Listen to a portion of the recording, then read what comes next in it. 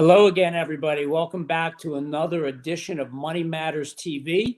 Happy to be here with you again. My name is Steve Rosenberg from the GSD Group, author of the book, Make Bold Things Happen, Inspirational Stories from Sports, Business, and Life. And I'm thrilled to be here again with my co-host, Dan White. Dan and I co-hosted just a few weeks ago. Dan is a certified financial planner in the tri-state area. He's actually incredibly knowledgeable. I learned so much from hosting with him the last time. When Dan's not on Money Matters, he's on smaller programs like CNN and Fox and writing in Forbes. So, Dan, great to see you and welcome back. Thanks for having me on the show again, Steve. So, Dan, we sit here on mid-December, year end is coming up. What are some year-end financial planning issues that people should be thinking about if they haven't already been thinking about those? Yeah, you ought to be thinking about this all year long, but people tend to procrastinate. And I guess there's three things that I think people should focus on in the last 2-3 weeks of the year. Number one, we're in the retirement planning space. And if you have a retirement account and you're 73 years old, you've got to take a required minimum distribution. This has to be taken out by December 31st.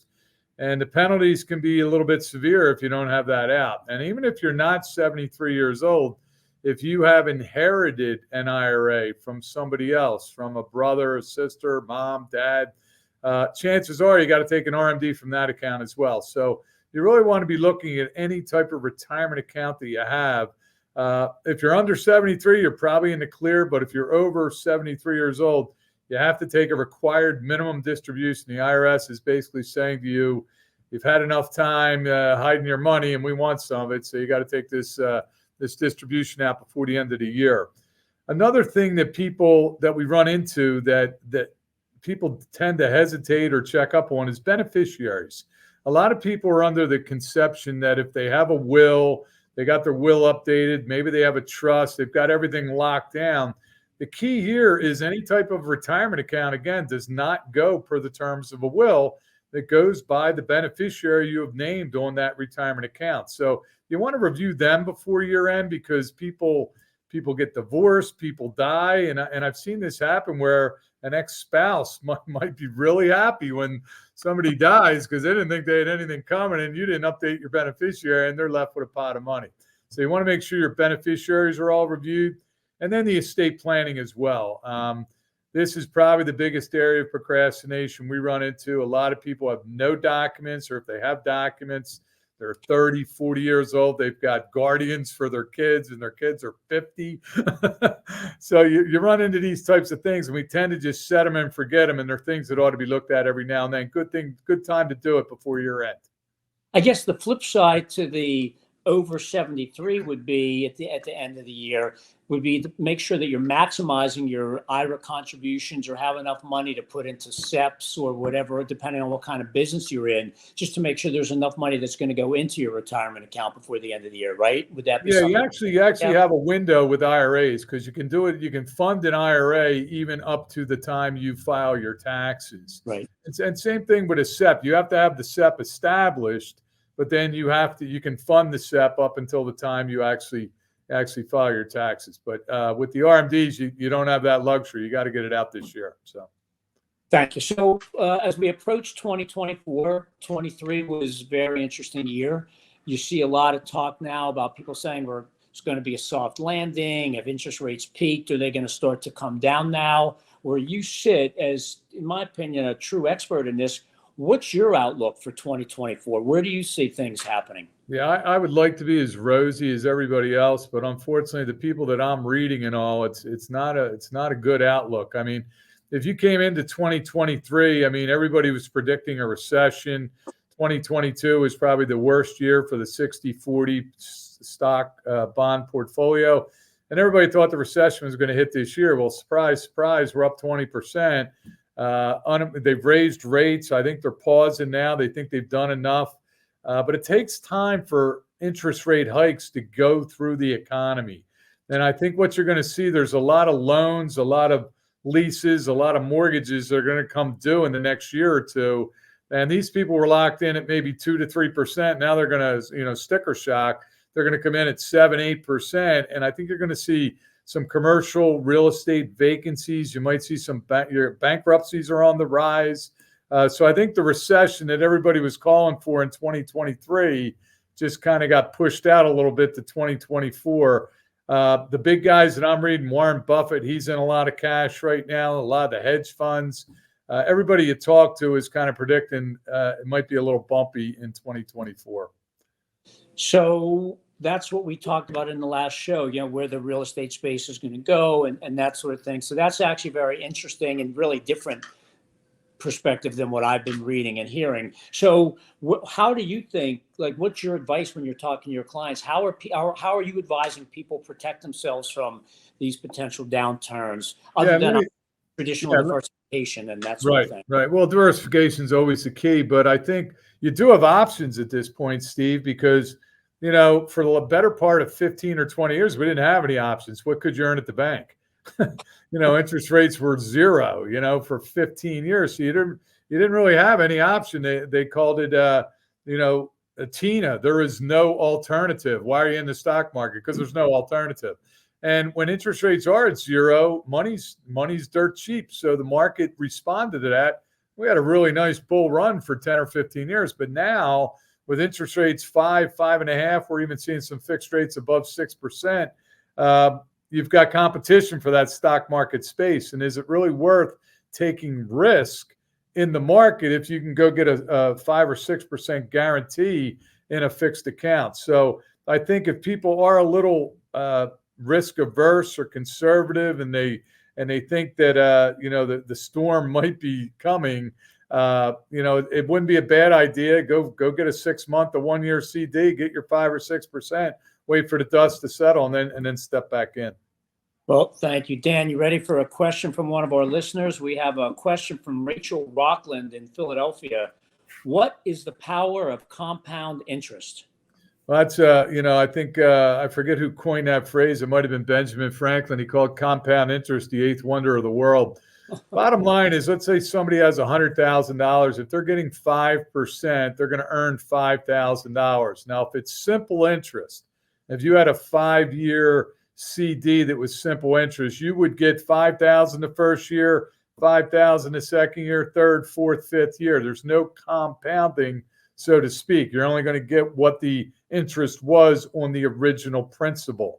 But when you have compound interest, you're not only earning interest on your principal, but you're earning interest on your interest. So again, in my previous example, you have $100,000, you make 5%. After a year, you have $105,000. Now you're earning 5% on $105,000 instead of $100,000. So that interest is compounding. And if you do this inside of a tax-deferred account like a fixed annuity, you actually get triple compounding, because unlike a CD, where that 5% interest would be taxable, inside of a tax-deferred vehicle, you're not going to pay the tax on it, so you're going to earn interest on the money that you would have had to pay to the federal government. So compound interest truly is a revelation. You're getting interest on your principal, and you're getting interest on the interest that you're earning. All right, great. Thank you for that answer. If you have a question for Money Matters TV, here's how you can send your questions in. You can have your questions answered on Money Matters. Please go to our website, money-matterstv.com. On our homepage, click on the banner on the right that says, Send us your questions. While you're on our website, you can find information about our host and guests, as well as show notes and links about this show and past shows. Money Matters is also available as a podcast on iTunes and Stitcher, so you can listen to Money Matters while you're on the go. That website address, again, is money, MONEY, -matters, MATTERS, TV.com.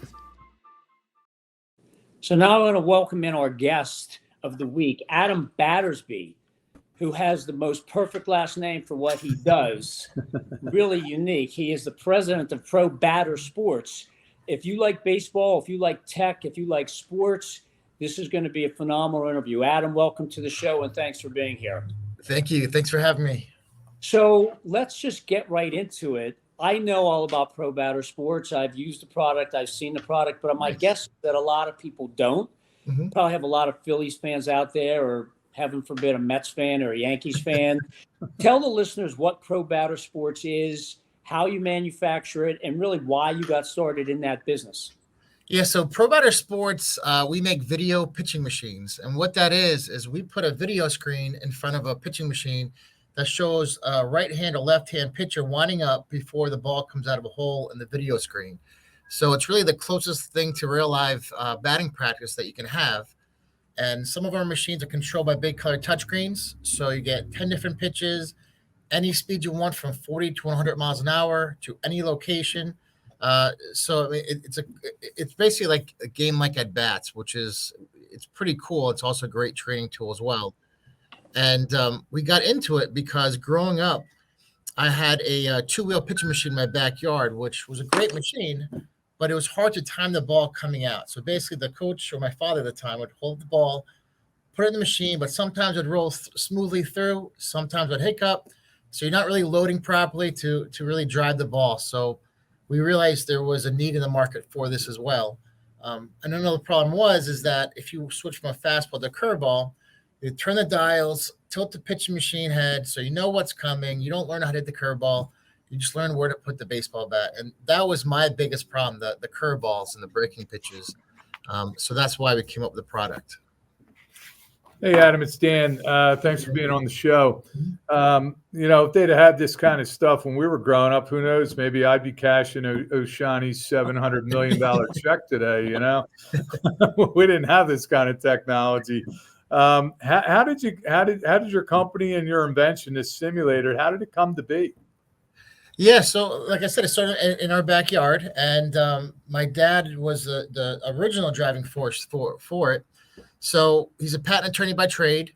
So hired a few engineers, gave them the idea of what we're looking for, the vision, and they got to work. And I think it was about 8 engineers through the process got us to where we want to be. And that was selling it. And the first customer was actually the Chicago White Sox, which was pretty cool and kept us going, and kind of all snowballed from there. So it's interesting, when you talked about the machine, my right arm I can't count how many tens of thousands of batting practice pitches I've thrown, and I still throw them. There's not a year of my adult life that I haven't thrown, and my wing is not what it used to be. But you're right, when you talk about arm angles, whenever you throw batting practice, this was always what you did: ball up, and then you would throw. And I don't care who you are, nobody can throw. BP is not like live pitching, particularly from the motion, particularly around the curveball. The curveball is what sets apart MLB guys and guys that are stuck in AAA or AA or single A or rookie ball. So correct. This is, at the time when you started in the late 90s, it was very unique. The convergence of sports and technology is every day there are new competitors, new inventions coming out there. Have you seen competitors into your marketplace? And if so, how, you don't have to name them, but how have you adapted to stay ahead of your competitors? Yeah, so we do have some competition. There's one guy, a smaller guy out of Georgia, that sometimes we compete with, sometimes we don't. And then there's a newer company in Canada that came out, and their machine is so high end. It's like $200,000. So we don't really compete against them, but competition's good. I mean, at first I was complaining, and my dad just said, competition's good. It makes you work harder. It makes you get your product better, to, make your product cheaper, to get everything better, because you have to compete against someone else. So I think it's really helped us. But also there's so much technology, like you mentioned in baseball. There's, ball tracking devices, and there's 5 of those companies. So there's always going to be competition. You just got to work hard and make your system better, make your sales pitch better, and prove to the customer that it's got to help the batter more than the other product will. So, Adam, I have 2 questions for you. You had mentioned that one of your first clients was the Chicago White Sox, and I think that's amazing that you start at the top. You start at the MLB. But realistically, from a sales standpoint, who is your marketplace? That's question number 1. Is it major league teams, college teams, high school teams, little league teams? I mean, who do you market this to? And then the second thing is about technology being such an evolving field. Like when we were growing up, it was fastball, maybe curveball. Now they've got sliders, and they've got I think the thing Aaron Nola was from, they called it a slurve, you know? Yep, we got those. So not only who do you market to, but how do you stay up with these latest, like how do you program a slurve for crying out loud? Yeah, so what we did was we sat down with a lot of our customers. So we had like Jason Giambi, Trot Nixon, we had the hitting coach of the Yankees, and different hitting coaches at different levels. So we sat down with those coaches and basically spent a lot of time with them and threw the pitches, and they would critique them, say, listen, you need a little bit more spin here, a little bit more drop here. And that's how we came out with our database. So we got a lot of feedback. I mean, we're all baseball players, but we don't know what these major league pitches break like. So we need that input from the top level guys. But in our market wise, our biggest market is the commercial batting cage market, where someone's going to buy it and rent it out and make money off of it.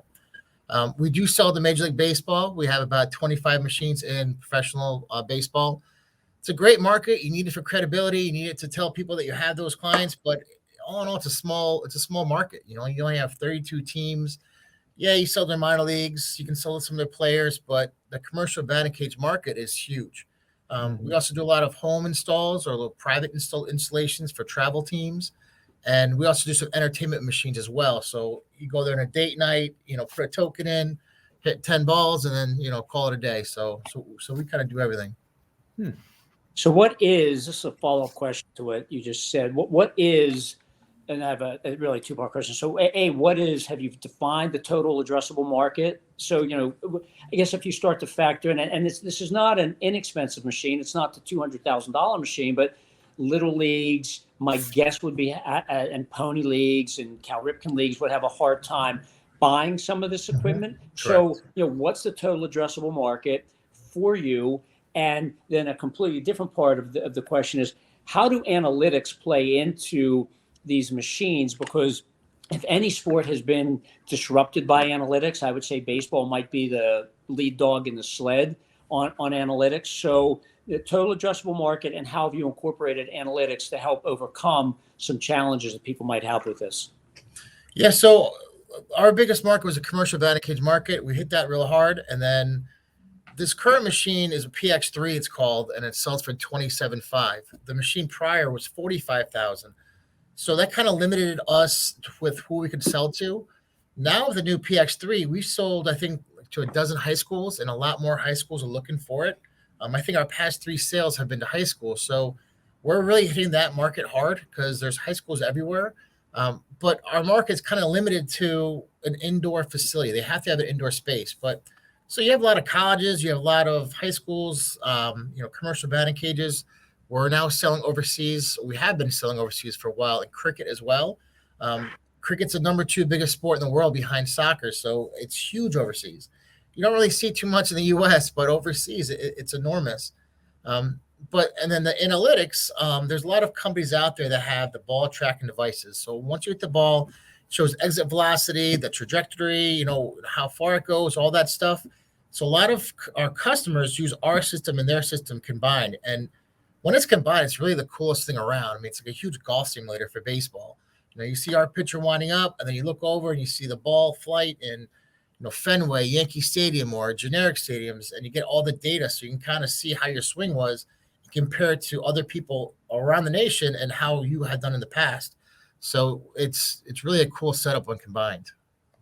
You know, it's funny you brought that up, Adam, because as you were talking, I was thinking about this. I had a friend the other day, and he's just starting to learn how to play golf, and he says, "Oh yeah, I played Pebble Beach the other day." And I said, "You did what?" Well, he did it in his garage. Yeah, yeah. Because he had one of them golf simulators. Yep.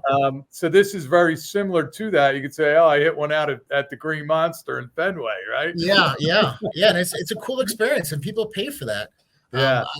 Part of the problem is when you have a system like that, you try to swing as hard as you can, to hit the ball as hard as you can. I've done that quite a bit in the golf range, but it's fun. You know, it puts a fun back into training for the sport, which you kind of need sometimes. So any notable like success stories, or any big league players that have endorsed you or partnered with you, anything like that? Yeah. So we had 25 machines in professional baseball. Yankees bought 5. That was one of the cooler customers we've had. Met with Brian Cashman years back, sat down with them, sold them 1 machine for Yankee Stadium. that was definitely a pretty cool deal. When we first got to cricket, that was really cool too. Excuse me. We had the ECB, which is the UK national team, come visit us, and then they bought a machine that one of their coaches went to Cricket Australia. So then, he told them about the ProBatter. So then they bought a few, and then we sold it in Dubai, the ICC, which is the International Cricket Council. So that was really cool. I think University of Florida, that was another big one. It was a cold call. Guy picked the call out of the blue. I was kind of a little surprised. He goes, "Wow, this thing is cool." So give him a little bit of a discount. Back-to-back national championships. So that was really cool. They then their stadium. So we bought that machine back. We upgraded them to a new one, and then Mr. Movan bought one, and then we sent it down to Boca Raton for his son. So that was another cool deal as well. And Movan. Yeah, that's pretty good. If you can penetrate, people don't really understand it. They don't understand that it's the number 2 sport in the world.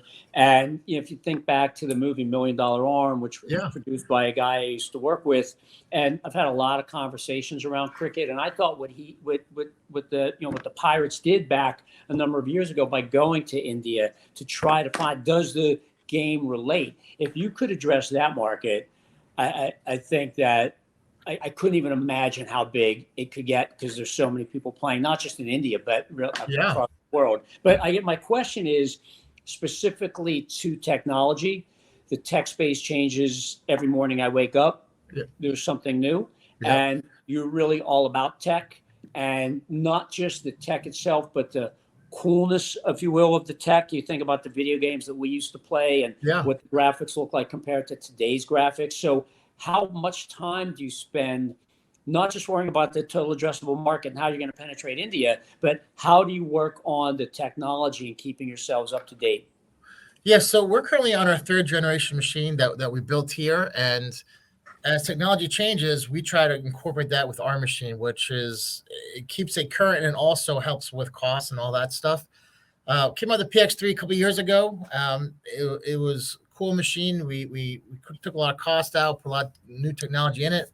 And then actually this past weekend, we did a new video shoot with all new pitchers. So the guy filmed 9 softball pitchers, all stud girls, great windups, great mechanics, do really hard. So we're going to put that on our video screen just so a customer can have different looks. They can hit against college pitchers, high school pitchers, and multiple pitchers. So, every day they're not training at the same pitcher. They're training about different pitchers, different stadiums.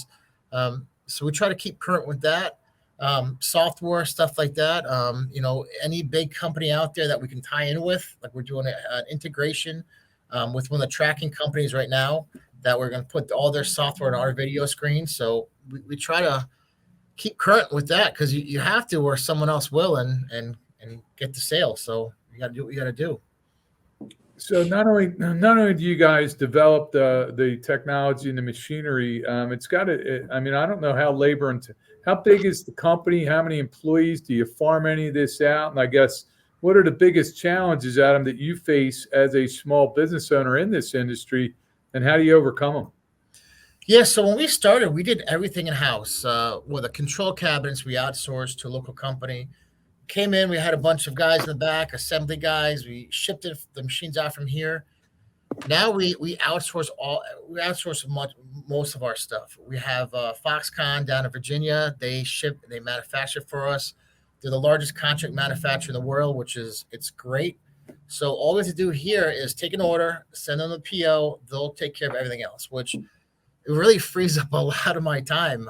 Before we had them, I'd be here at the office till late, helping packing out machines, shipping them out, testing them, and it was a grind. I think 2 years ago we shipped 16 machines in the month of December. So with the holidays, with everything, I was spent. So they are definitely good. But we are a small company. We outsource PR, we outsource marketing, we outsource a lot of the sales rep networking, outsource manufacturing. They do the ordering. So, and then we also outsource a lot of our engineering, software, and design work as well. So it's definitely helped us out a lot, and also cut their costs down a lot too. Have you been approached, and you can say you can't answer this, but I'm curious. I would think there's some real licensing opportunities, some additional revenue generating opportunities for you. Maybe not. I mean, obviously you're not an MLB licensee. So I think you probably have to white out the names on the uniforms, and there can't be any specific players unless you do deals directly. But have you tried to explore if there's background signage, that sort of thing in the virtual world to help expand your revenue model and to try to bring in some other advertisers into your space, or is that not part of your business plan? No, we have actually, because our video screen is essentially a large TV screen. So in between rounds, you can put logos up there, commercials, you could do, advertisements. So we've definitely looked into that. We had a big name company that came to us and said, well, this is years ago, how many machines do you have out there? And at the time we had, I think 100 or something like that. They said, all right, well, when you get 1,000, give us a call and, we'll work with you and put our logo on and pay you X amount of dollars per month. So we're trying to revisit that. We're kind of chasing our tails a little bit.